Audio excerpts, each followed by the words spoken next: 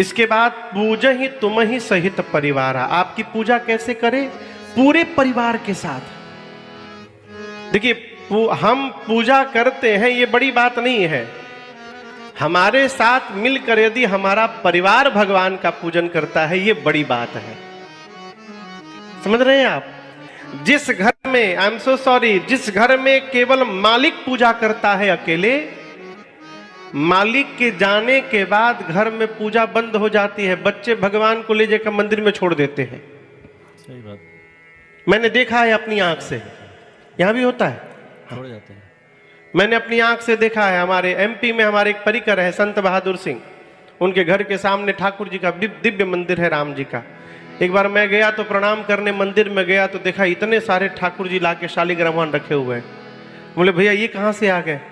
बोले महाराज जी किसी के पिताजी मर गए तो लड़का बोले बाबूजी मर गए तो कौन पूजा करेगा, भगवान को पहुंचाओ मंदिर में। छोड़ के बच्चे चले गए। पूजा पूरे परिवार के साथ मिलकर भगवान की करिए।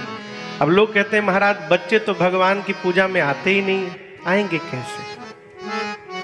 सड़ा हुआ लचीदाना प्रसाद में चढ़ाइएगा, कौन पूजा में आएगा?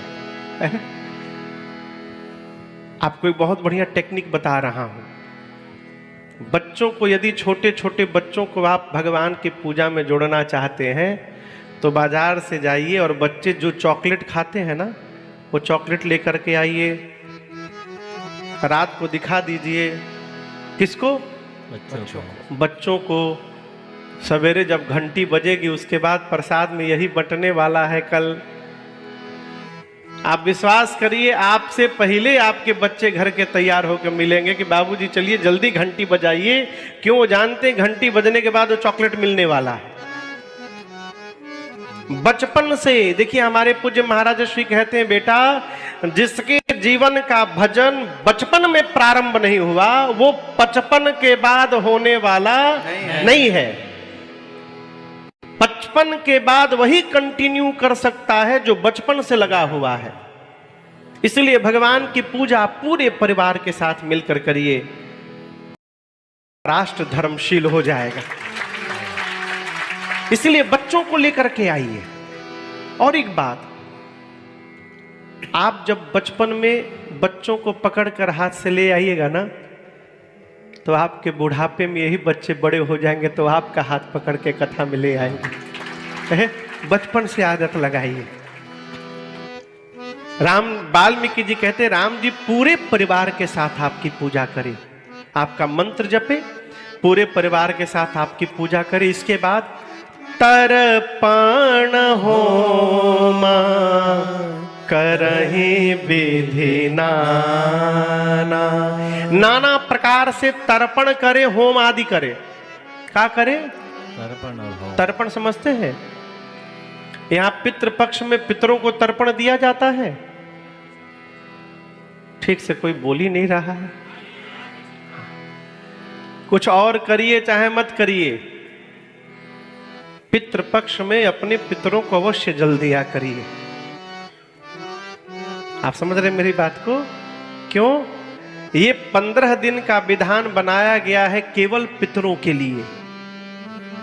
उस 15 दिन में आप जो भी सत्कर्म करेंगे, जो भी परमार्थ करेंगे, उसका सारा का सारा फल आपके पितरों को प्राप्त हो जाता है। इसलिए उस 15 दिन में शुचिता संपन्न हो करके निर्मलता पूर्वक परमार्थ करते रहिए, दान पुण्य करिए और नित्य पितरों को जल दिया करिए। जो तिथि हो, जो हमारे पूर्वज जिस तिथि को पिताजी बाबा जी गए हो, तिथि समझ रहे हैं ना, प्रतिपदा से लेकर और अमावस्या तक जो भी तिथि पड़े, उस तिथि में ब्राह्मण देवता को, जैसे मान लीजिए हमारे पूज्य पिताजी एकादशी के दिन नहीं रहे, मोक्षदा एकादशी के दिन, हाँ, वो जल चढ़ाए, उसका परिणाम रहा। तो एकादशी के दिन हम लोग तो कथा में रहते हैं, कलकत्ता मेरे बड़े भैया हैं, वो नित्य जल देते हैं पितृपक्ष में। एकादशी के दिन ब्राह्मण देवता को बुला करके जो भी व्यवहार है वो पूजन वो करते हैं। उसके बाद 11 ब्राह्मण देवता को भोजन कराकर दान दक्षिणा देकर विदा करते हैं। फिर 15 दिन पूरा जल दीजिए। क्यों? आप यदि मान लीजिए थक कर घर आए, बहुत पसीने से थक कर घर आए, और कोई आपको पानी न पूछे तो कैसा लगेगा? कहिए, बुरा लगा। अच्छा लगेगा? नहीं लगेगा। उसी प्रकार पितृ भी 15 दिन की प्रतीक्षा करते हैं साल भर, कि उस 15 दिन में हमारे 1 साल की प्यास हमारी संतान बुझा देगी। और जब संतान, अब मजे की बात देखिए, आपको पानी ना मिले कोई बात नहीं, बगल वाले को पानी मिल जाए आपको ना मिले तो कैसा लगेगा? वही बगल में जो है उसके बच्चे पानी दे रहे तर्पण, और हमारे बच्चे पानी नहीं दे रहे, तो उस समय और पीड़ा होती है। और तब यदि पितृ रुष्ट हो जाएं तो आप अरबपति भी होने के बाद शांति से घर में नहीं रह सकते हैं, घर में अशांति बनी ही बनी रहेगी आपकी। भजन करने से, पूजन करने से घर में शांति नहीं आएगी, घर में शांति आएगी पितरों को संतुष्ट करने से। पितृ कैसे संतुष्ट होंगे? तो सत्कर्म करने से। इसलिए पितृ पक्ष में किसी भी कीमत पर अपने पितरों को जल दिया करिए।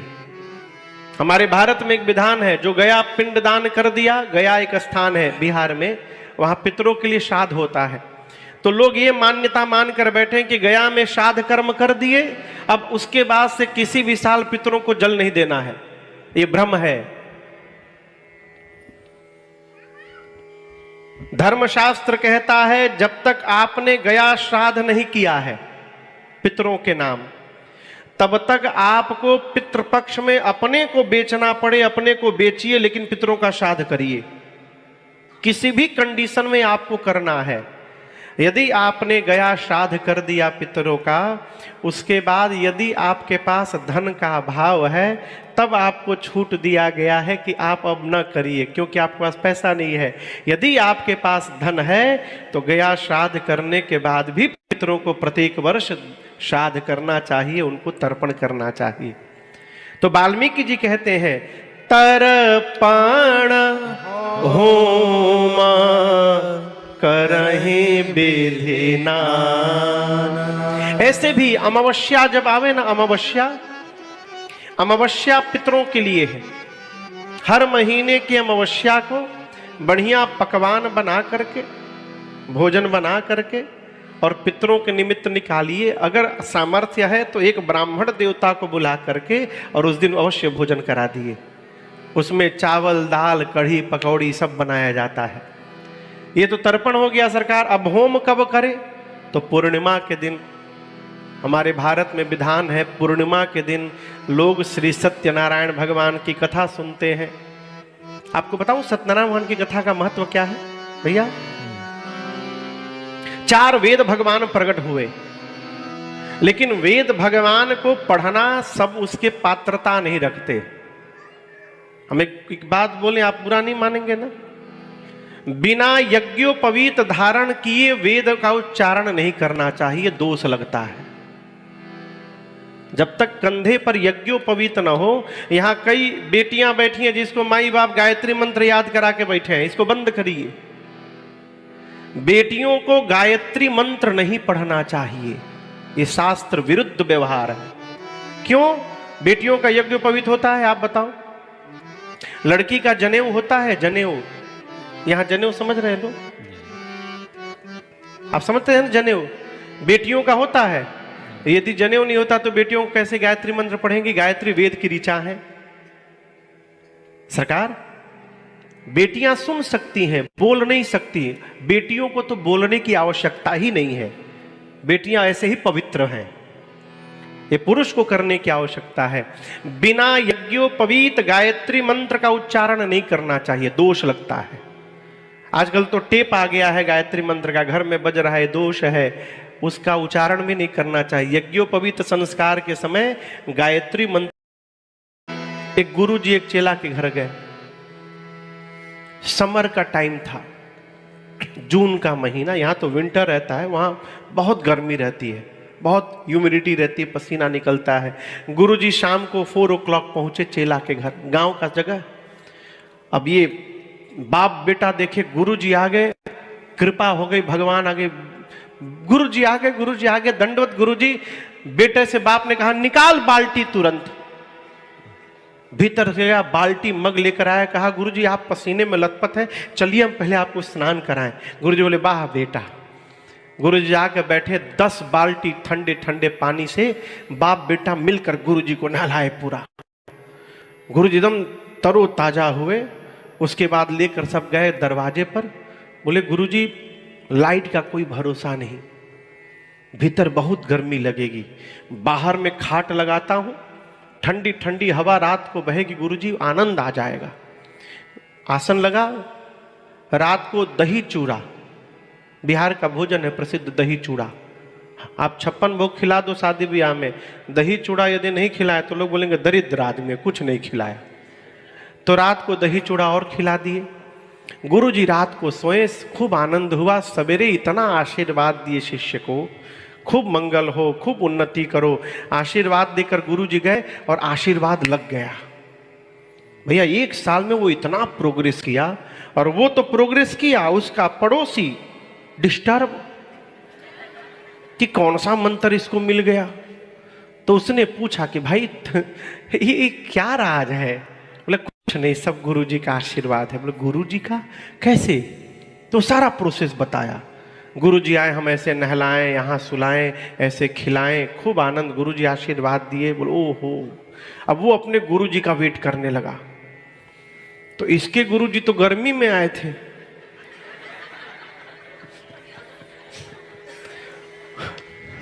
उसके गुरुजी विंटर में आ गए। 4 बजे गुरुजी रजाई ओढ़े आए, ब्लैंकेट ओढ़े, एकदम कांपते गुरुजी पहुंचे। बोला गुरुजी आ गए, बेटा निकाल बाल्टी। अब गुरुजी बोले बाल्टी क्यों? गुरुजी नहाना है। बोले गुरुजी हम नहा के आए। बोले नहीं, नहाना पड़ेगा। बाप बेटा बरबस उनका कपड़ा निकाले, ले जाकर बिठा के 10 बाल्टी से नहला दिए। गुरुजी कांपने लगे एकदम। ले गए दरवाजे पर, गुरुजी भीतर जाने लगे तो बोले नहीं नहीं भीतर नहीं, लाइट का कोई भरोसा नहीं है, भीतर बहुत गर्मी लगेगी। गुरुजी बोले हम बर्दाश्त कर, नहीं बाहर सोइए। बाहर खाट लगा दिए, सब ओढ़ने को कुछ नहीं दिए। रात को उल्टा दही चूड़ा और खिला दिए। सवेरे जब आए दोनों आशीर्वाद लेने,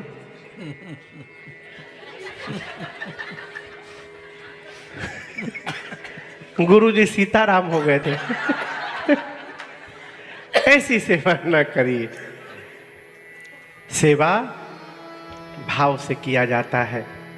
यदि भाव होगा ना तो अभाव में भी सेवा हो सकती है। आप समझ रहे हैं? भाव होगा तो अभाव में भी सेवा हो सकती है। यदि स्वभाव में भाव नहीं होगा तो सब कुछ होने के बाद भी सेवा बनने वाली नहीं। वाल्मीकि जी कहते राम जी जो सब प्रकार से आपसे अधिक गुरु जी की सेवा करे। और आगे की बात बड़ी अद्भुत है। मंत्र जप कर, परिवार की साथ पूजा करके, तर्पण होम करके, ब्राह्मण को भोजन करा के संतुष्ट करके, गुरु जी का आदर सम्मान करने के बाद, इन सब को करने के बाद क्या मांगे, ये इंपॉर्टेंट विषय है। अब कोई गुरु जी की सेवा, गुरु जी आशीर्वाद दीजिए नौकरी लग जाए, ये यही सब चलबे ना। ये सारा व्यवहार करने के बाद क्या मांगेगा? राम चरण रति हो। जो एक ही वरदान मांगे कि हे राघव जी आपके चरणों में प्रीति प्राप्त हो जाए, ऐसे व्यक्ति के मन रूपी मंदिर में जाकर राम जी आप लक्ष्मण जी और सीता जी के साथ वास करिए, आपके लिए 5वां स्थान है। 14 में से कितने हो गए? 5। आपको एक बात बोलूं, यही 5 हमारे आपके बस में है।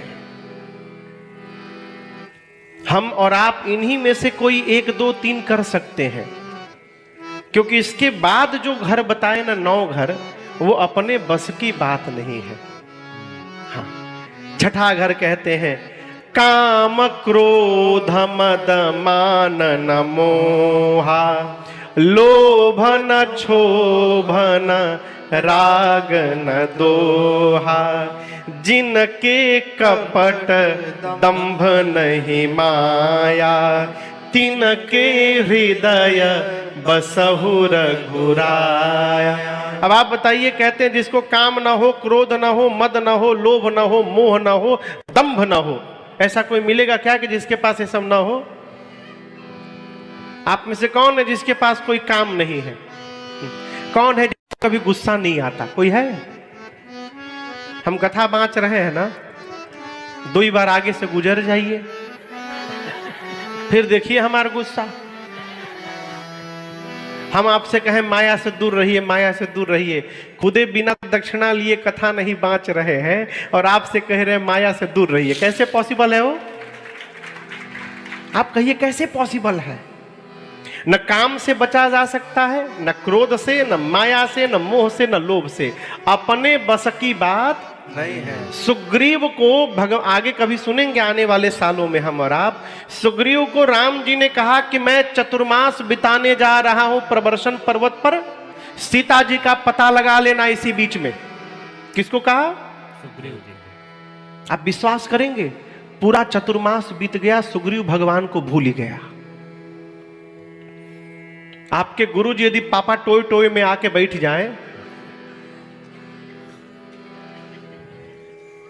गुरु जी बैठे ना पापा टोय टोय में, हाँ, चाहे अटा हु में बैठ जाए, हाँ, औटा हु, हाँ, तो आप यदि यहां पर हैं हंडरसन में, तो कितने दिन जाएंगे वीक में गुरु जी से मिलने?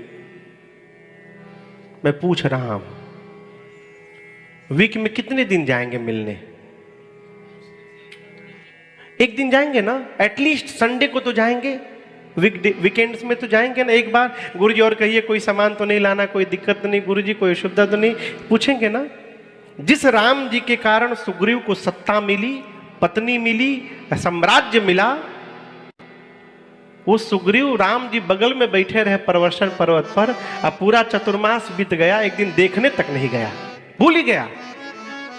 राम जी को आया, क्रोध निकाले, बाण बोले मार डालूंगा कल सुग्रीव को। लक्ष्मण जी बोले वाई कल, टुडे।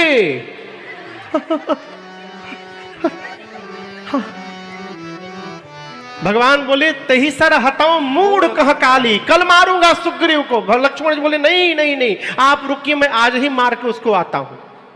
जब लक्ष्मण जी जाने लगे तो राम जी ने हाथ पकड़ लिया। राम जी बोले देखो, अच्छा है चाहे बुरा है, मेरा सखा है। ये भगवान बड़ा अच्छा सूत्र देते हैं, संबंध बनाने के पहले विचार करना चाहिए, वो आदमी अच्छा है कि बुरा है, बड़ा है कि छोटा है। एक बार संबंध बन गया ना, फिर विचार नहीं करना चाहिए, अपनी ओर से जीवन भर उसका निर्वाह करना चाहिए। भगवान बोले जैसा भी है, तात सखा सुग्रीव, मेरा सखा है, इसलिए हे लक्ष्मण उसको मारिएगा मत, मैंने उसके हाथ को पकड़ा है, आप जाइए केवल डरा करके ले आइए। लक्ष्मण जी गए, पकड़ के लाए सुग्रीव को। सुग्रीव यहां इतनी अच्छी बात बोला, आकर देखिए चरण पर गिर गया। देखिए एक बात बोलूं, कोई अपने ऊपर नहीं लेगा, झूठा आदमी कसम बहुत खाता है, झूठ बोलने वाला आदमी हर बात में मां कसम, क्योंकि उसको खुद विश्वास नहीं है। वो जो बोल रहा है जानता है मैं झूठ बोल रहा हूं, तो जानता है हमको खुद विश्वास नहीं, तो सामने वाले को कैसे विश्वास होगा, तो विश्वास दिलाने के लिए कसम खा लेता है। सुग्रीव आया, पांव में लौट गया, कहा त्राहिमाम राम जी मैं आपको भूल गया, पूरा पूरा पूरा गलती मेरा नहीं है। राम जी बोले फिर किसका है? बोला 50% तो आपका भी राम जी है। क्या तुम हमको भूल गए, इसमें मेरा दोष है? सुग्रीव बोला प्रभु आपकी माया ने मुझे फंसा लिया था, आप चाहते तो माया को बोल सकते थे ना, कुछ सुग्रीव को बहुत इंपॉर्टेंट काम सौंपा हूं, उसको मत फंसाना। आपने अपनी माया को रोका नहीं, आपकी माया ने मुझे फंसा लिया। अब बताइए सब दोष हमारा है कि आपका है? यहां सुग्रीव एक बड़ी अच्छी बात बोले प्रभु आपकी माया से बचना, आपके काम क्रोध मद मोह लोभ से बच जाना, यह गुण साधन ते नहीं होई। किसी भी साधन से, माला जप करके, दर्शन करके, तपस्या करके, व्रत करके, पूजा करके इनसे बचा नहीं जा सकता। कैसे बचा जा सकता है? सुग्रीव कहते हैं तुम्हारी कृपा पाव कोई कोई, तुम्हारी किसी पर कृपा हो जाए राम जी वही बच सकता है। तो ये अपने बस में नहीं है इनसे बच जाना। ये छठा घर था। सातवां घर, सबके प्रिय सबके हितकारी, सबके प्रिय सबके हितकारी, दुख सुख सरिस प्रशंसा गारे, दुख सुख सरिस प्रशंसा गारे। कहाँ सत्य प्रिय वचन विचारे, कहाँ सत्य प्रिय वचन विचारे, जागत सोवत शरण तुम्हारे, जागत सोवत शरण तुम्हारे। तुम ही छाड़ी गति दूसर नाही, तुम ही छाड़ी गति दूसर नाही। राम बसहु तिन के मन माही, राम बसहु तिन के मन माही, राम बसहु तिन के मन माही, राम बसहु तिन के मन माही। वाल्मीकि जी कहते हैं जो सबके प्रिय हो, सबके प्रिय सबके हितकारी, जो सबका हित करे, सबको प्रेम करे। राम जी जिसके लिए दुख सुख गारी प्रशंसा सब एक समान, जो दुख में जैसे रहे उसी प्रकार सुख में भी रहे, सुख में जैसे रहे वैसे दुख में भी रहे। कोई प्रशंसा करके जाए तो भी मुस्कुराए, कोई गाली दे करके जाए तो भी मुस्कुराए। दुख सुख सरिस प्रशंसा गारी, जो हमेशा सत्य कहे। लेकिन सत्य बोलना बड़ी बात नहीं है। कहाँ ही सत्य प्रिय वचन विचारी, कहा गया है सत्यम ब्रुवात प्रियम ब्रुवात, न ब्रुवात सत्यम अप्रियम। सत्य बोलना चाहिए लेकिन प्रिय सत्य बोलना चाहिए। कई आदमी ना कहते भाई हम तो सत्य बोलते हैं इसलिए सबको बुरी लग जाती है। सत्य कड़वा होता है। तो क्या हरिश्चंद्र जी अपन टोपी आप ही को पहना के गए हैं कि आप यदि धरती पर सत्य नहीं बोलेंगे तो सत्य विलुप्त हो जाएगा।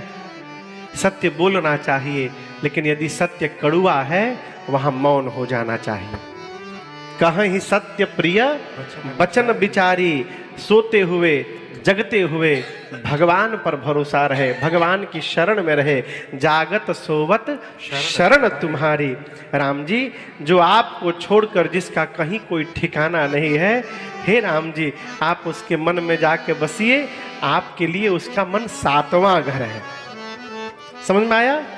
अब आठवां घर, जे हर सही पर संपत्ति देखी, जे हर सही पर संपत्ति देखी, दुखित होय पर विपत्ति बिसेखी, होय पर विपत्ति बिसेखी। जननी समझानहि पर नारी, जननी समझानहि पर नारी। धन पराव विषते विष भारी, धन पराव विषते विष भारी। जिनहि राम तुम प्राण पियारे, जिनहि राम तुम प्राण पियारे। तिनके मन शुभ सदन तुम्हारे, तिनके मन शुभ सदन तुम्हारे, तिनके मन शुभ सदन तुम्हारे, जिनके मन शुभ सदन तुम्हारे।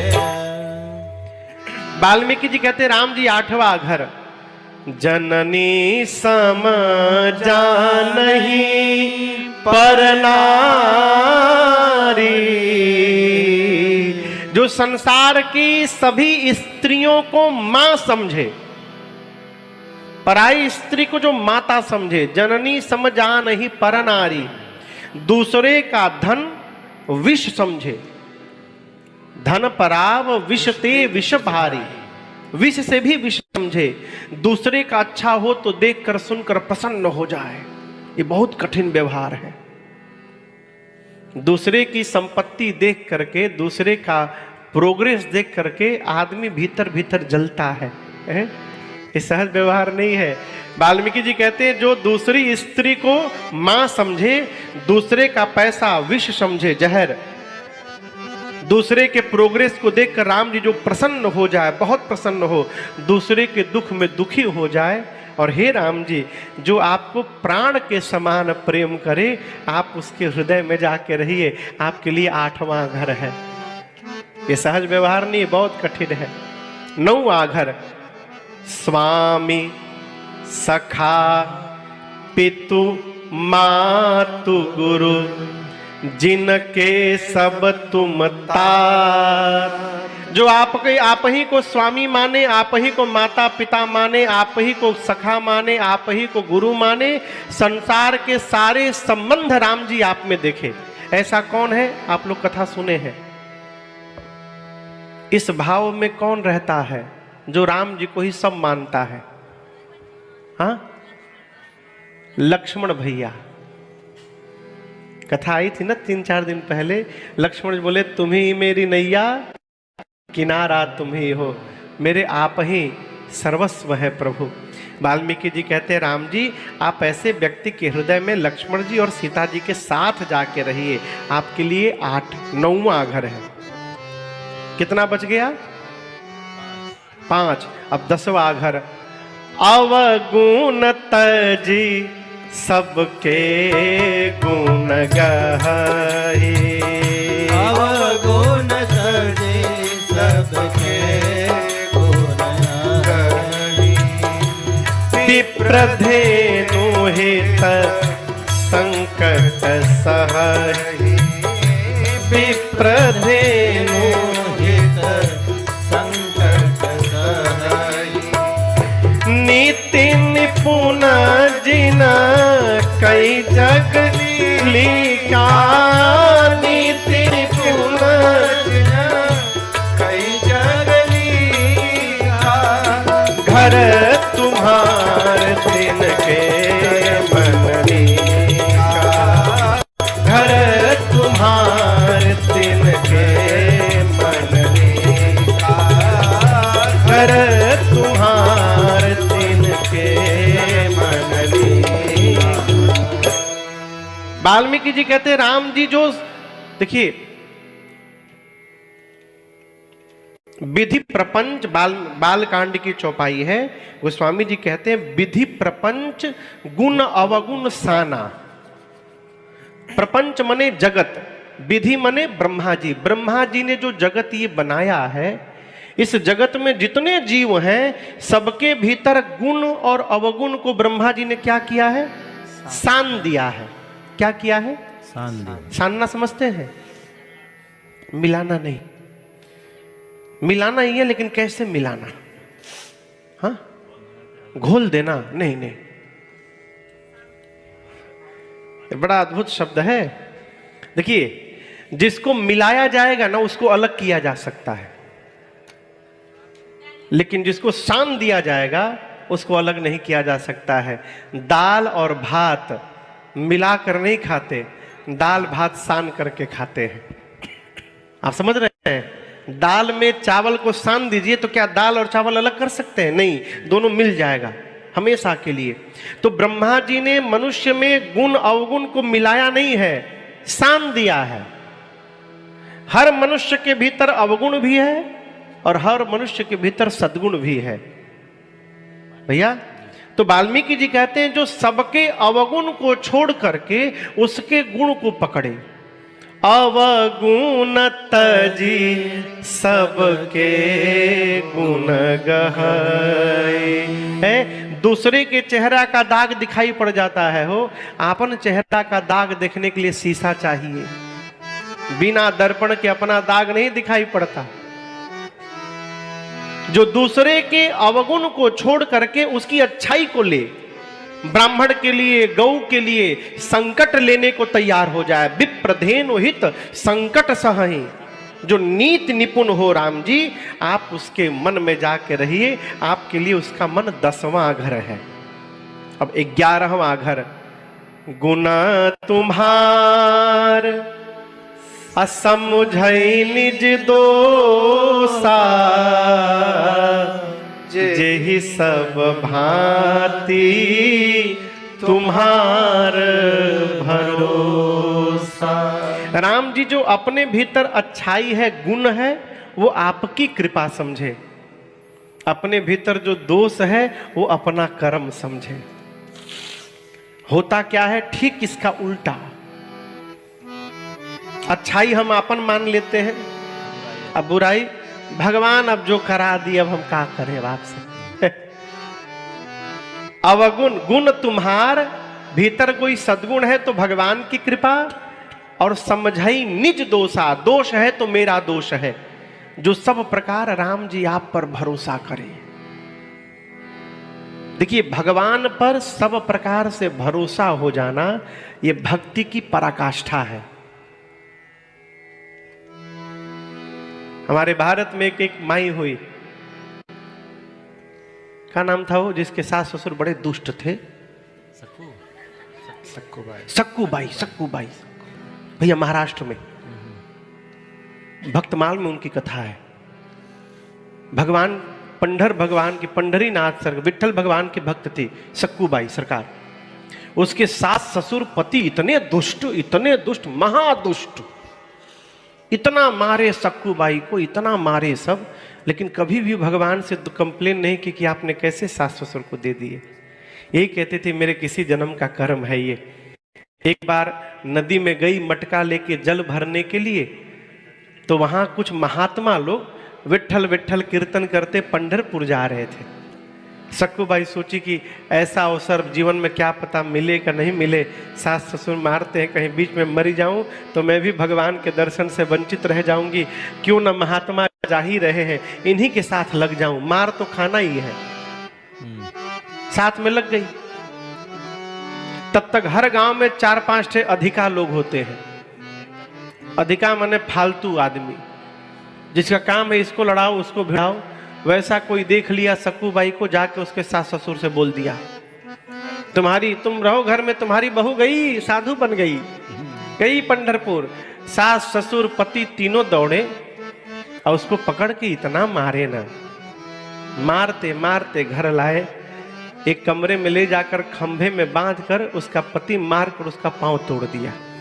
अब बोला यही बंद रह, तू गेट बंद कर दिया। ये सत्य घटना है। पहली बार वो रोकर भगवान से बोली कि प्रभु, क्या मैं इतनी बड़ी अभागी हूं कि मैं आपका दर्शन भी नहीं कर सकती हूं। मैं आपको बताऊं, श्री द्वारिकाधीश ठाकुर जी रुक्मिणी मैया से बोले कि मैं कुछ दिनों के लिए बाहर जा रहा हूं, चिंता न करिएगा। भगवान श्री कृष्ण आए, एक स्त्री का रूप बना के उस रूम में चले गए जिसमें वो बंद थी। वो पूछी सक्कूबाई तुम कौन हो, कहां से आ गए? बोले मैं गेट खुला था, मैं आ गई। तुम कौन हो? तुम तो जानते नहीं हो मुझे, तुम जहां नदी में पानी भरते हो वहां मैं भी जाती हूँ, तुम तो हमेशा बिठल बिठल गाती रहती हो, तुमको पता है अगल बगल कौन तुम्हारे पानी भरता है? हम लोग साथ में ही पानी भरते हैं। क्या हुआ? बोला दर्शन नहीं कर पाई। बोली काम करो, तुम्हारे जगह मैं यहाँ बंध जाती हूँ और तुम चली जाओ, दर्शन करके आ जाना, फिर तुम यहां आ जाना, फिर मैं चली जाऊंगी। तो भगवान ने उसको खोला और साधुओं की मंडली में पहुंचा दिए भगवान। और खुद सक्कूबाई का रूप धारण करके कन्हैया उस खंभे में जाके बंध गए। आप देखिए भक्त के लिए भगवान क्या क्या काम करते हैं। शाम को उसका पति आया, उसको थोड़ी दया आई तो गेट खोलकर आया और सक्कूबाई से, वो तो भगवान कन्हैया थे सक्कू के रूप में, बोले तू और जाएगी पंढरपुर? तो भगवान बोले अब नहीं जाऊंगी मैं। खोला रस्सी, बोला जा मेरे लिए कुछ बना के ला। अब भगवान गए, कुछ बनाकर भोजन लाए, तो भगवान के हाथ का भोजन कैसा होगा सोचिए। उसका पति जैसे खाया पहला निवाला, तू बनाई है, ऐसा आज तक क्यों नहीं बनाई? तो बड़ा अच्छा बनाई तू। अब वो जाके माता पिता को बोला सास ससुर खाएं। अब वो सक्कूबाई चली गई पंढरपुर और इधर भगवान सक्कूबाई बनकर उसके सास ससुर की सेवा करने लगे। पांव दबाते थे, उसके पति का पांव दबाते थे, उसकी माँ का पांव दबाते थे, भोजन बनाते थे, झाड़ू पोछा करते थे। ये सब प्रेम करने लगे अब सक्कूबाई को। उधर सक्कूबाई गई पंढरपुर भगवान के धाम, कीर्तन करने लगे और पंढरीनाथ भगवान से कही प्रभु दोबारा इस जन्म में आना नहीं है, जीवन में मुझे अपने दरबारे ही प्राण त्याग करा दीजिए, मुझे कुछ नहीं चाहिए। और इतना कीर्तन की कि कीर्तन करते करते वहीं मर गई पंढरपुर में। अब ये कौन सी औरत है जो मर गई, कौन औरत है मर गई? तब तक उसके गांव के बगल के गांव के 4-5 लोग गए थे वहां। बोले अरे ये तो अमुक की बहू है सक्कू, यहां मर गई। अब नियम है तीर्थ में यदि कोई मर जाए तो उसका दाह संस्कार तीर्थ में होता है। वो 5 आदमी मिलके सक्कू का दाह संस्कार कर दिए। टेंशन में मालूम था कौन हुआ? रुक्मिणी मैया। कहा है कि उनके स्वामी सक्कू बन करके वहां बैठे हैं। अब जब तक ये सक्कू जाएगी नहीं तब तक वो आएंगे नहीं। आई सक्कू तो सीताराम हो गई। रुक्मिणी मैया दौड़ कर आई, उसका राख जमा करके और फिर उसको जीवित की और बोली तुम्हारा मन का हो गया ना, तुम प्राण छोड़ दी, अब जल्दी जाओ, मेरे स्वामी फंसे हैं तुम्हारे घर में। तो ये सक्कू अब दौड़ कर गई तो भगवान नदी के किनारे जल लेकर, मटका लेकर के आए। अब बोले जल्दी अपने घर में तू जा। भगवान कन्हैया गए, ये घर में गई, किसी से कुछ नहीं बोली। इसको तो पता चल गया कि ठाकुर जी ही आए थे। सास ससुर की सेवा करने लगी, सबके विचार बदल गए थे। तब तक 4-5 दिन बाद वो चारों 5 आदमी अपने गांव पहुंचे।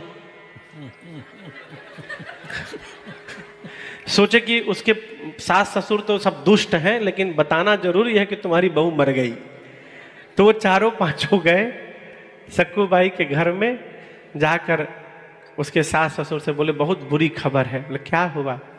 आपकी बहू मर गई, हम लोग उसका दाह संस्कार कर दिए। वो बोले भांग खा के आए हो का सवेरे सवेरे? सक्कू, अब जब घर से सक्कू बाई निकली तो ये 5 चिल्लाने लगे भूत भूत भूत। फिर सक्कू बाई ने सबको बिठा करके पूरी बात बताई। सास ससुर सक्कू के पांव पकड़ लिए, हम लोग तुमको कितना कष्ट दिए, लेकिन तुम भक्त हो और तुम्हारे कारण हमको भी भगवान का दर्शन प्राप्त हो गया, तुमने हमको कृतार्थ कर दिया। ये क्या है? भरोसा है। यहां वाल्मीकि जी कहते हैं राम जी से, जेहि सब भांति तुम्हार भरोसा। हे राम जी, राम भक्त जिसको प्राण के समान प्रिय लगे, आप उसके हृदय में सीता जी के साथ जाके रहिए। आपके लिए 11वां घर है। अब 12वां घर, जाति पाति धन धर्म बड़ाई, जाति पाति धन धर्म बढ़ाए, प्रिय परिवार सदन सुखदाई, प्रिय परिवार सदन सुखदाई। सब तज तुम ही रहे और लाए, सब तज तुम ही रहे और लाए, देह के हृदय रहो रघुराई, देह के हृदय रहो रघुराई, देह के हृदय रहो रघुराई, देह के हृदय रहो रघुराई। आजकल सबसे बड़ी समस्या हम किस जाति के हैं? शबरी को आप लोग जानते हैं? शबरी को जात से भीलनी थी। राम जी जब गए शबरी मैया के घर, शबरी को गुरु जी ने कहा था राम जी का पांव पखार लेना, उनको बिठा कर कुछ भोजन करा देना, और राम जी जब भोजन कर ले शबरी, फिर राम जी की स्तुति करना। तो गुरु जी जैसा जैसा बोले थे शबरी करती गई। राम जी जब भोजन कर लिए ना, तो शबरी हाथ जोड़ करके रोने लगी। राम जी बोले क्या हुआ?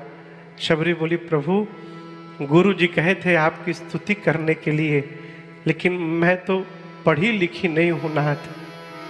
के ही विधि स्तुति करऊं तुम्हारी, अधम जाति में जड़मति भारी,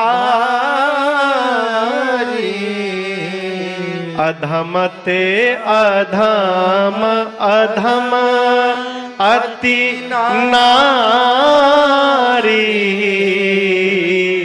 तिनमहु मैं मति मंद अघारी। शबरी मैया बोली प्रभु, मैं जात से भील नहीं हूं, मैं पढ़ी लिखी नहीं हूं। हे पाप शत्रु, अधम हूं, अधम में भी अधम हूं, मैं स्त्री हूं प्रभु, मैं पढ़ी लिखी नहीं हूं। मैं आज गुरु की आज्ञा का पालन नहीं कर पा रही हूं। के ही विधि स्तुति करो तुम्हारी, मैं आपकी स्तुति कैसे करूं? मैं श्रेष्ठ जात की नहीं हूं, मैं ब्राह्मण नहीं हूं, मैं कोई मंत्र नहीं जानती नाथ। तो वहां राम जी ने एक बड़ी अच्छी बात कही। राम जी बोले शबरी, इस बात को ध्यान से सुनिएगा। राम जी ने शबरी से कहा, जाति पाति कुल धर्म बड़ाई। धन बल परिजन गुण चतुराई।